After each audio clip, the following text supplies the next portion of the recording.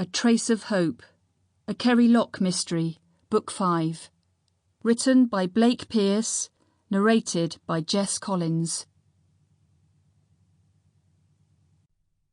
Chapter 1. When Detective Keri Locke opened her eyes, she immediately knew something was off. First of all, she didn't feel as if she'd been asleep for long.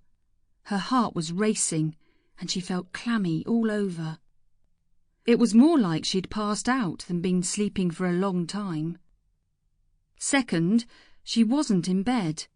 Instead, she was flat on her back on the couch in her apartment living room, and Detective Ray Sands, her partner, and, as of late, her boyfriend, was leaning over her with a concerned expression on his face. She tried to speak, to ask him what was wrong, but her mouth was dry and nothing came out but a hoarse crack. She couldn't remember how she got here or what had happened before she lost consciousness. But it must have been something huge for her to react that way.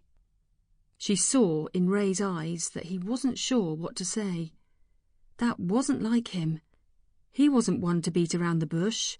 A 6'4" African-American LAPD cop and former professional boxer who'd lost his left eye in a fight, he was direct in almost everything he did.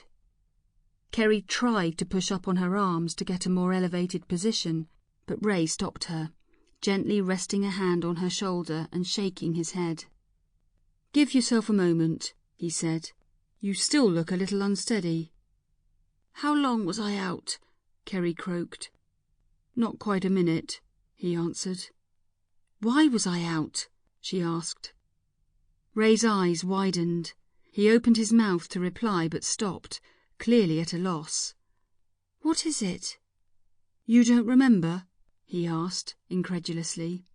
Keri shook her head. She thought she heard a buzzing in her ears, but then realised that it was another voice. She glanced over to the coffee table and saw her phone resting there. It was on, and someone was speaking. "Who's on the phone?" she asked. "Oh, you dropped it when you collapsed, and I put it there until I could revive you." "Who is it?" Keri asked again, noting that he had avoided her question. "It's Susan," he said reluctantly. "Susan Granger." Susan Granger was a 15-year-old prostitute whom Keri had rescued from her pimp last year and gotten placed in a girls' home.